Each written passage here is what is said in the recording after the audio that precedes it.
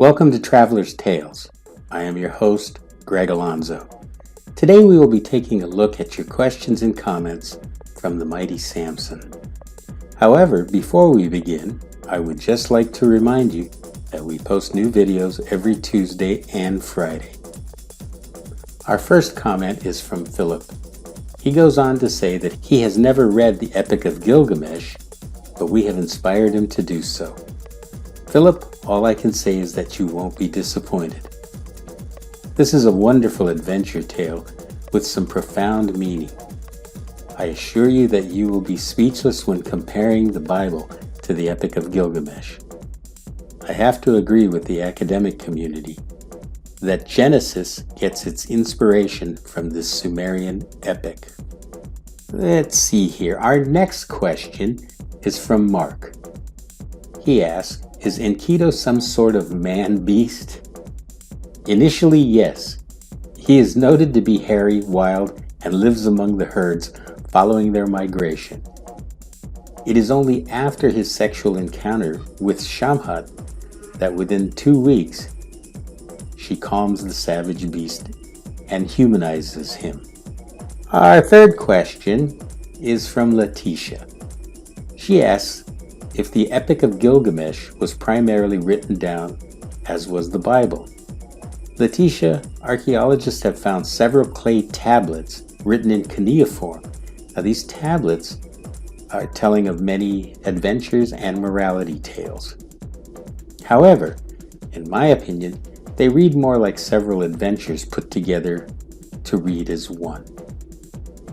Let's see, we have a question here from Lillian. She wants to know if the Gilgamesh story is the work of one author or several. Well, Lillian, I believe that it is the work of several authors, told and retold and eventually pieced together. Andreas comments that when he read the Epic of Gilgamesh, he immediately saw where the Bible got its basis. He jokingly goes on to say that it is a good thing that they didn't have plagiarism laws back in antiquity. Good one, Andreas. I think you are quite correct on all counts. Our next question, Oksana wants to know if Abraham of the Bible was from Uruk. Actually, he wasn't. Abraham was from the city of Ur. Both Uruk and Ur were the two largest cities in Sumeria. Our next question comes from Oleg, and Oleg wants to know what changed Gilgamesh from being a despotic tyrant. Well, that's a good question.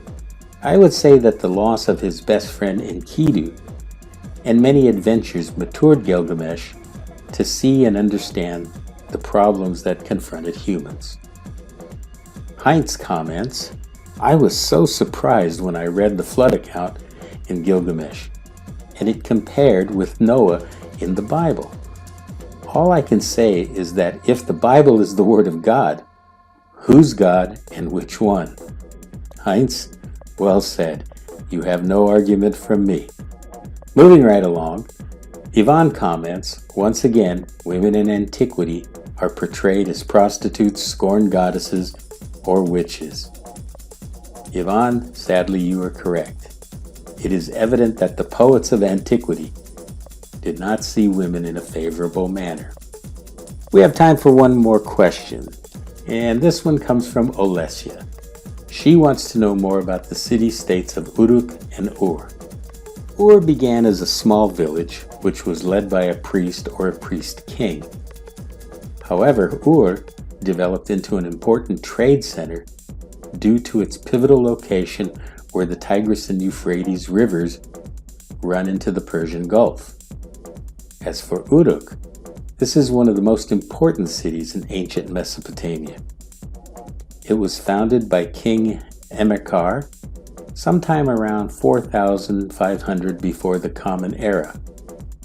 Uruk is considered to be the first true city in the world and where writing first originated. This concludes part 2 of the Epic of Gilgamesh. Thank you for joining us. In conclusion, I would like to remind everyone that we post new videos every Tuesday and Friday.